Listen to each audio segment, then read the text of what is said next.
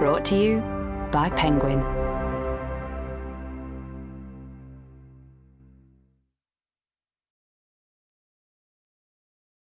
It's okay to be angry about capitalism. Written and read by Bernie Sanders. This book is dedicated to Jane O'Meara Sanders, who has been at my side for more than 40 years as wife, co-worker, and best buddy. I also want to thank my brother Larry, who, when we were young, opened up new worlds to me and remains a mentor. It is also dedicated to my wonderful children, Levy, Heather, Karina, and Dave, and to my grandchildren, Sonny, Cole, Riley, Grayson, Ella, Tess, and Dylan. I am confident that they and their generations will help create a better world. Introduction. Capitalism is the problem. They say that the older you get, the more conservative you become. Well, that's not me. The older I get, the angrier I become about the uber-capitalist system under which we live, and the more I want to see transformational change in our country. Some people think that it's un-American to ask hard questions about where we are as a nation and where we're heading. I don't. To my view, there is nothing more American than questioning the systems that have failed us and demanding the changes we need in order to create the kind of society that we and future generations deserve. Here is the simple, straightforward reality.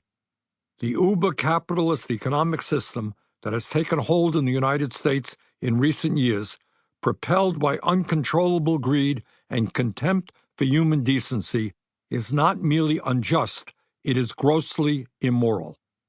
We need to confront that immorality boldly, bluntly, without apology. It is only then that we can begin to transform a system that is rigged against the vast majority of Americans and is destroying millions of lives. Confronting that reality and mobilizing people to bring about the transformational change we need is not easy. That's why I've written this book.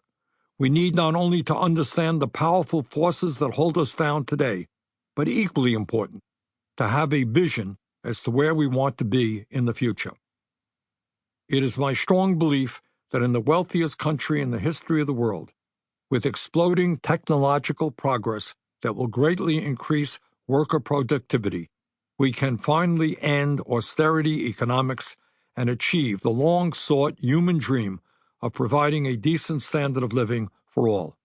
In the 21st century, we can end the vicious dog-eat-dog economy in which the vast majority struggle to survive, while a handful of billionaires have more wealth than they could spend in 1,000 lifetimes. The oligarchs own America. Let's be clear.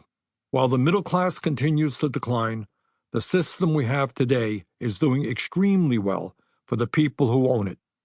These oligarchs have enormous wealth, they have enormous power. In fact, for the 1%, things have never been better. They have their mansions all over the world, their private islands, their expensive art, their yachts, their private jets. Some of them have spaceships that, someday, may take them to Mars.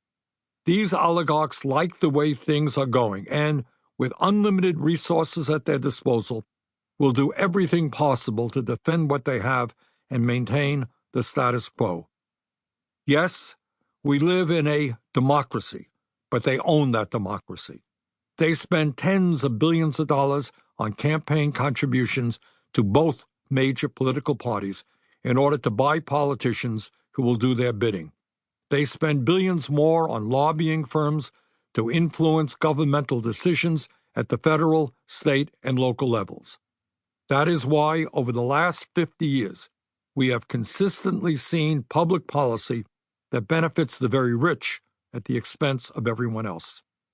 Yes, we have freedom of speech and a free press, but to a significant degree, the oligarchs own that media. That is why the personalities they employ on TV, radio, newspapers, and social media do not ask embarrassing questions and rarely raise issues that will undermine the privileged position of their employers. Sample complete. Ready to continue?